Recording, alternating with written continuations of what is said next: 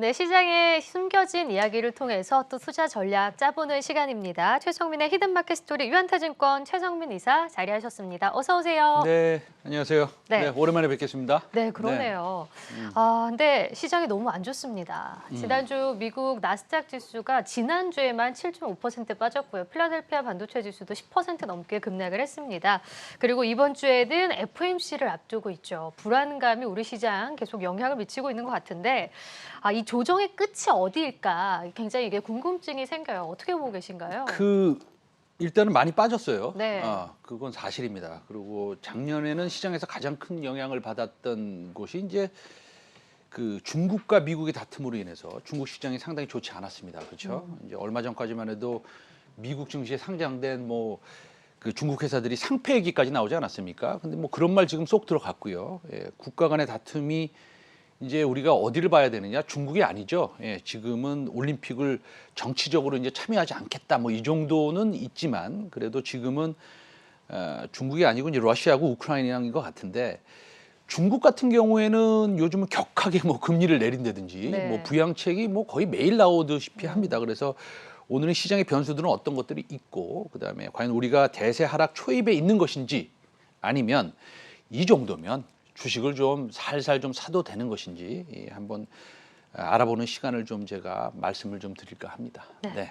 자, 그렇다면 바로 첫 번째 키워드부터 확인해 보겠습니다. 오늘 히든마켓 스토리 첫 번째 키워드. 네. 우크라이나 지정학적 리스크입니다. 가장 시장의 큰 이슈라고도 할 수 있을 것 같은데 이 부분을 중요하게 보시는 거죠? 그 중에 하나가 될 수 있겠죠. 네. 예, 근데 이제 요즘 시장의 변수 중에 하나가 우크라이나 지정학적 리스크인데 과거 중국에서 이제 러시아, 미국으로 그 시선이 좀 넘어오고 있는 건 사실입니다. 그래서 나스닥 증시가 고점 대비해서 14에서 15% 정도 빠졌고 그런데 홍콩 증시는 제가 이제 중국 얘기했지만 네. 6% 올랐어요. 예, 그렇죠. 그렇더라고요. 예, 증시에서 이제 부양책 지정학 효과가 있었고요. 예, 그렇습니다. 지정학적 리스크는 현재는 어떤지 우리가 참고할 만한 지표를 한번 좀 보고 싶어요. 예. 첫째는 우크라이나 CDS를 한번 보고 싶습니다. 한번 차트 한번 보여주시면 CDS라는 것은 이제 부도가 발생해서 채권에 대한 대출 원리금을 돌려받지 못할 위험에 처해지면 그 이제 신용 파생 상품을 이제 만들어 놓은 건데요. 이제 그걸 영문 첫 글자를 이제 크레딧 디폴트 수업이라고 그래가지고 CDS라고 이제 영문 첫 글자가 있습니다. 이 차트 보시고 계신데요. 이게 이 차트가 낮게 유지돼야 됩니다. 그렇죠? 높게 가면 우크라이나가 파산된다는 얘기고요. 아주 네. 쉽게 얘기하면. 네. 그런데 사실 빨간 박스를 보시면 직관적으로 딱 눈에 들어오는데 좀 꺾이고 있습니다. 사실은 그런데 올라갔으니까 우리가 실제적으로 우크라이나가 지정학적 리스크가 축소되고 있는지 없는지 딱 부러지게 말씀은 제가 못 드린 것이 좀 안타까운데요. 어쨌든 고점을 찍고 조금 꺾어지고 있다. 그런데 제가 이제 이렇게 말씀드렸잖아요. 딱 부러지게 말씀 못 드렸다. 근데 어저께 뉴스만 봐도 미국 대사관 직원 철수하라고 그랬고요. 네. 그렇죠? 그다음에 러시아가 우크라이나 침공에 맞서서 미국은 반도체 장비 수출하지 말아라. 오늘 이런 또 러시아 여행도 금지했더라고요. 그렇습니다. 이제 그런 뉴스가 나오고 있는데 우리나라에서 러시아에 현지에서 자동차하고 이런 거 세트 완성품을 만드는 회사들이 꽤 있거든요. 그래서 네. 그런 것들도 우리가 조금 걱정이 좀 되긴 합니다. 이제 두 번째 봐야 될 것을 한번 말씀을 드리면 네. 러시아 증시입니다. 러시아 증시를 한번 보여주시면 최근에 러시아 증시를 보면 러시아가 많이 빠졌나요? 강하게 엄청나게 하락했죠. 네. 7%가 빠진 날도 있었어요, 하루에. 예. 그런데 또 반등을 했어요, 어느 정도. 검은색 박스를 보시면 최근에 7% 이상 하락하고 반등하고 저점 깨지 않고 이렇게 이제 보여주고 있습니다. 이것도 제가 좀 안타깝게도 딱 부러지게 이게 이제 완전히 안정화됐다라고 말씀드리지 못하는데 어쨌든 우크라이나의 크레딧 디폴트 스왑 CDS 프리미엄이 많이 올라왔다가 네. 감사하게도 조금 하락했고 두 번째는 러시아 증시가 최근 바닥을 다지는 것이냐 이런 거 다시 한번 차트 보여주시면 좋겠는데 이게 전쟁이 난다 안 난다 이렇게 좀 말씀드릴 수 없지만 어쨌든 간에 이런 모습을 보이고 있다. 우리가 지켜봐야겠다라고 말씀을 드리고 싶습니다. 네, 알겠습니다. 지정학적 리스크 첫 번째 키워드로 살펴봤고요. 두 번째 키워드 확인해 보겠습니다. 네, 두 번째 키워드는요. 밸류에이션상 바닥은 어디인가입니다. 이게 지금 굉장히 궁금한 부분이거든요. 그러니까 더 빠질 룸이 남아 있는가 이거 같은데 어떻게 보고 계시죠? 밸류에이션상으로는 덧발릴 룸은 없어요. 근데 우리가 두 가지 보는 거 아니에요. 첫 번째는 펀드멘탈 봅니다. 그렇죠? 네. 그 펀드멘탈이라는 것은 실적이고 밸류에이션이고 PER 멀티플이고 이런 것들을 보는 거고요. 두 번째는 센티멘트를 봅니다. 네. 그건 인간의 감정입니다. 심리죠. 그렇죠? 그렇죠. 그래서 이제는 예를 들어서 이런 지정학적 리스크라든지 이런 것들이 있으면 펀드멘탈과 무관하게 조금 더 빠질 수는 있습니다. 그러나 우리가 지금 알 수 있는 것은 펀드멘탈이죠.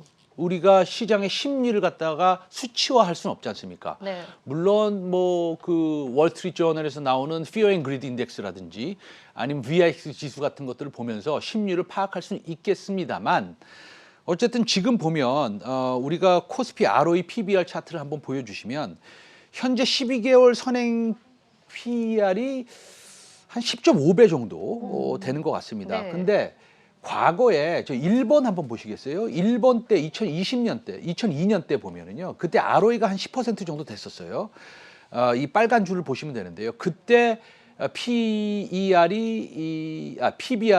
뭐 1.05배 정도 됐었고요. 네. 그다음에 2번 빨간 박스를 친 저쪽을 보면 저 때도 ROE가 한 10% 졌는데 저때 하단이 1.05배 정도 됐습니다.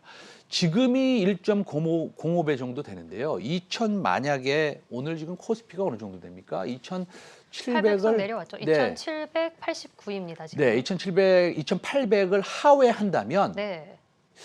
이것은 무리하게 많이 빠진 것은 맞습니다. 밸류에이션 상으로는. 예, 이제 센티멘트만 남아 있는 것이겠죠. 그래서 이게 펀더멘탈보다는 심리, 수급 환경 급변에 따른 단기 센티멘트 조정 이런 것들만 조금 벗어난다면 우리는 일단은 거의 바닥에 다가선 거 아니냐 이런 생각을 할 수뿐이 없는 상황입니다. 지금은. 예, 그렇습니다. 네. 예. 자, 그럼 마지막 키워드도 확인해 볼까요? 네, 지금 투자 키워드 세 번째는 바로 결국은 실적입니다. 지금 심리적인 좀 문제만 남아있다라고 말씀하셨는데 실적은 괜찮은 거 아닌가요? 그 시장 변동성과는 다르게 글로벌 실적은 나쁘지 않습니다. 네네. 예, 한번 보면 오히려 상당히 좋은 측면도 있습니다. 미국 이익은 갈수록 높아지고 있고요. 그다음에 사실은 커뮤니케이션 섹터, 넷플릭스하고 뭐 액티비전 블리자드 이런 섹터를 제외하고는 네. 괜찮습니다. 미국 에너지 좋고요. IT도 좋습니다. 중국 역시 금융, 에너지, 그다음에 산업재, 소비재, IT 다 좋습니다. 그래서 그 전반적으로 실적이 굉장히 하향 조정되고 있다. 무서워해야 된다. 이런 생각을 하기에는 좀 아닌 거 아닌가 이런 생각을 하고 있습니다. 그러니까 글로벌 실적은 괜찮고 그럼 국내 기업들의 실적 전망은 좀 어떤가요? 한국은 IT 업종의 실적이 굉장히 독보적이죠. 예, 그렇습니다. 얼마 전에 제가 또 그 수출 데이터를 한번 보니까요. 네. 뭐 의료기기 같은 것들도 12월 달에 굉장히 수출이 많이 됐고 1월 달에 수출 코드를 이렇게 치고 들어가면 되는데 상당히 좋은 편입니다. 그래서 현재 글로벌 주식에 대한 디스카운트가 지속되는 상황이지만 이 PER이 문제거든요. PER이 이제 그 멀티플이 다운되는 게 문제인데 이러한 우려는 지금 한국 증시에 반영이 됐다라고 이제 제가 다시 한번 말씀을 드리는 것이고요. 현재 1년 그 선행 PER이 10.5배다. 그리고 2,800을 하회했다라는 것은 모르겠습니다. 이 1분기에 만약에 호실적이 나올 가능성이 좀 큰데 IT 업종 위주로 그러다고 본다면 사실은 또 지금은 우리가 너무 괴롭지만 서프라이즈가 나올 수도 있습니다. 예, 그렇기 때문에 우리가 너무 지금 뭐 패닉해서 모든 종목을 팔아야겠다. 이렇게 생각하는 건 좀 무리가 있다라고 봅니다. 예. 그렇군요. 자, 이렇게 오늘 시장 변수들에 대해서 자세히 설명을 해주셨는데요. 그래도 실적이 좀 중장기적으로 올라올 수 있는 좋은 종목 하나 말씀해 주시고 가셔야죠. 오늘은 종목을 말씀을 안 드리려고 그랬는데. 네. 예, 말씀해 주세요. 네, 그러면은 사실은 제가 요즘에 좋아하는 종목이 두 개가 있습니다. 예, 근데 뭐 이거를 제가 매수에 추천을 하는 건 아니고요. 네. 예, 이제 중기적으로 좀 좋다라고 생각하는 종목이 있는데 첫 번째 종목은 사실 차량용 햅틱 칩을 만드는 네. 예, 동훈아나텍입니다. 예, 동훈아나텍인데 사실은 22년에 이 햅틱 칩이 한 10배 정도 성장할 거라고 보고 있거든요. 동훈아나텍에. 그다음에 두 번째는 자율주행 4단계용 라이다 칩을 또 4월에 양산 발표를 한다고 그렇게 했기 때문에 사실은 동훈아나텍이 들어가는 그 메타의 페이스북의 그 햅틱 글러브라든지 아니면은 G80, G90에 들어가는 햅틱 반도체 칩이라든지 아니면 자율주행에 4월부터 양산을 하는 네, 그 라이다 칩 이런 것들을 놓고 봤을 때 사실은 동훈아나텍은 잘 안 빠져요 요새도. 네. 예, 왜냐하면은 사실 기대감도 있고 실적에 좋아질 거라는 그런 뭐 기대감이 좀 많이 반영이 되는 것이겠죠. 그래서 저는 동훈아나텍 좋아하고요. 예, 뭐 추천의 의미는 아닙니다. 그리고 바이옵트로라는 종목이 있습니다. 바이옵트로가 제가 지난주에도 흐름을 봤는데 굉장히 네. 강하더라고요. 그 많은 분들이 얘기를 하시는 것 같은데요. 네. 이거는 이제 문제가 하나 있어요. 사실은 뭐 어떤 문제냐? 시총이 좀 작아요. 맞아요. 그래서 이제 방송에서 이렇게 뭐 아주 적극적으로 말씀드리기 좀 어려운데, 근데 이게 이제 리포트가 나왔습니다. 리포트가 나왔는데 타겟 프라이스가 14,000원 정도 되는데요.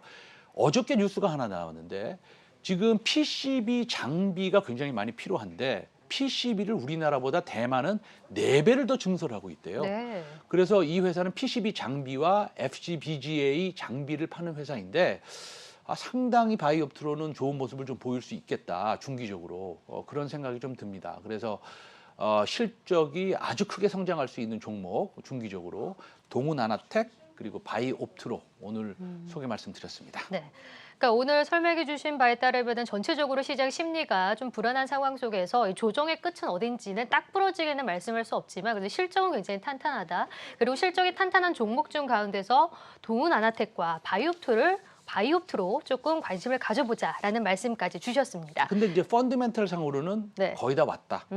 그 말씀을 다시 한번 아, 강조하고 그렇군요. 싶습니다. 예. 네, 알겠습니다. 지금까지 최성민의 히든마켓 스토리 유한타증권 최성민 이사와 함께했습니다. 고맙습니다. 감사합니다.